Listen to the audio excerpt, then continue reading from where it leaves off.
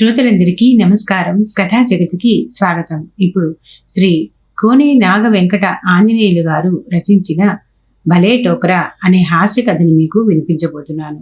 ఈ కథ 2020 అక్టోబరు చతుర మాసపత్రికలో ప్రచురింపబడింది. మరిక కథలోకి వెళదామా? ఒరే రాజు, నీ బైక్ తీసుకుని వెంటనే జంక్షన్కి వచ్చేయి, నేను వచ్చేస్తున్నాను. అలాగే గాని నీ బండి తెస్తున్నావా? తీసుకొస్తున్నాను. మరైతే నా బండి ఎందుకురా దండగా? ఇద్దరం కలిసి ఒకే బండి మీద వెళ్ళిపోదాం. మర్చిపోయావా? మనతో కిషోర్ గాడు, కిరణ్ గాడు కూడా వస్తున్నారు కదా. వాళ్ళకి బళ్ళు లేవుగా, అందుకే నీ బండి కూడా తీసుకొస్తే నలుగురం 2 బళ్ళ మీద భీమిలీ బీచ్కి వెళ్ళి అక్కడ ఎంజాయ్ చేసి రాత్రికి తిరిగి రావాలని కదా మన ప్లాను. అవును కదా. సరే, అయితే నేను నా బండి తీసుకుని జంక్షన్కి వచ్చేస్తున్నాను ఇప్పుడే. సరే సరే, త్వరగా బయలుదేరు. నేను బయలుదేరుతున్నాను. అప్పుడే 10 అయిపోయింది. ఫోన్ జేబులో పెట్టేసి తలకి హెల్మెట్ పెట్టేసుకుని బండి స్టార్ట్ చేసి ముందుకి దూకించాడు నరేష్. 10 నిమిషాల్లో జంక్షన్ చేరుకున్నాడు. అప్పటికే అక్కడికి చేరుకొని నరేష్ కోసం వెయిట్ చేస్తున్నాడు రాజు. ఎండ తగలకుండా తలకి టోపీ, కళ్ళకి కూలింగ్ గ్లాసెస్ పెట్టుకొని హీరోలా కనిపిస్తున్నాడు రాజు. నరేష్ని చూసి బండి స్టార్ట్ చేసి అతన్ని బండి పక్కకి వచ్చేశాడు రాజు. కిషోర్, కిరణ్లు గాజువాకలో కలుస్తానన్నారు చెప్పాడు నరేష్. వాళ్ళ నలుగురు కూడా ప్రాణ స్నేహితులు. ఇద్దరు కబుర్లాడుకుంటూ జంక్షన్ నుండి గాజువాక వైపు బయలుదేరారు. రోడ్డు మీద ట్రాఫిక్ ఎక్కువగా ఉంది. కబుర్లాడుకుంటూ జాగ్రత్తగా బళ్ళు నడుపుతూ ముందుకు దూసుకుపోతున్నారు మిత్రులిద్దరూ. అగనంపూడి టోల్ గేట్ దాటిపోయి కూర్మనంపాలెం చేరుకుంటున్న సమయంలో కాస్త దూరంలో ఓ ట్రాఫిక్ పోలీసు అటుగా వస్తున్న బళ్ళను ఆపి డాక్యుమెంట్స్ చెక్ చేస్తున్నాడు. వెహికల్కి ఏ ఒక్క డాక్యుమెంట్ సరిగా లేకపోయినా పెరిగిన భారీ జరిమానాలతో చలానాలు రాసి చేతిలో పెడుతున్నాడు. ఆ ట్రాఫిక్ పోలీసును చూసిన వెంటనే నరేష్ తన బండి వేగం పెంచి స్పీడుగా ముందుకు దూసుకుపోసాగాడు. నరేష్ని గమనించిన ట్రాఫిక్ పోలీసు విజిల్ ఊదుతూ నరేష్ వైపు సీరియస్గా చూస్తూ బండి ఆపమన్నట్లుగా చేత్తో సైగలు చేస్తున్నాడు. రాజు తన బండితో అక్కడే ఆగిపోయాడు.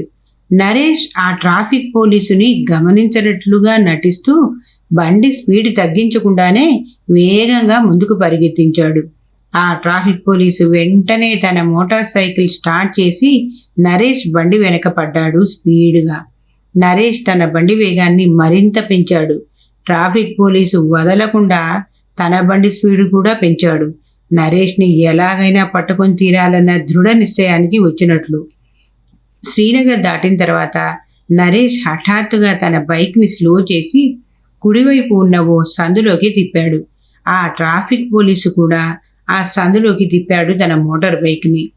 అక్కడ నరేష్ తన బండిని ఆపి స్టాండ్ వేసి తాపీగా హెల్మెట్ తీసి జేబులో నుంచి దువ్వెన తీసి తల దువ్వుకోసాగాడు.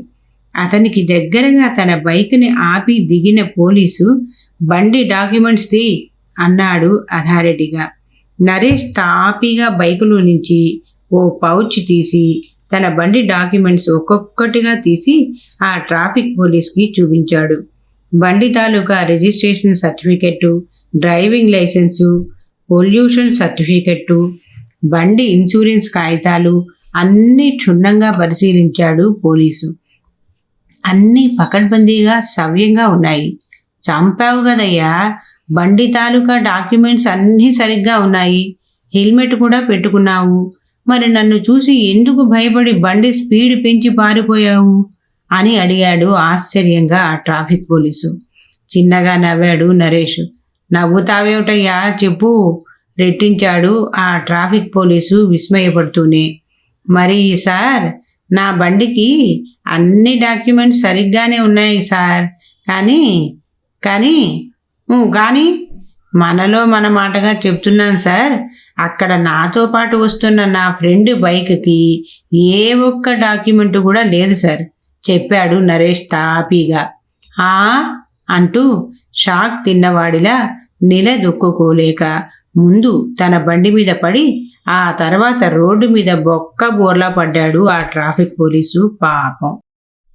కథ సమాప్తం. ఈ కథ మీకు నచ్చినట్లయితే లైక్ చేయండి, షేర్ చేయండి, కామెంట్ చేయండి. అలాగే తప్పకుండా సబ్స్క్రైబ్ చేస్తారు కదూ. మరి ఉంటానండి, మీ భాగవతుల పద్మ.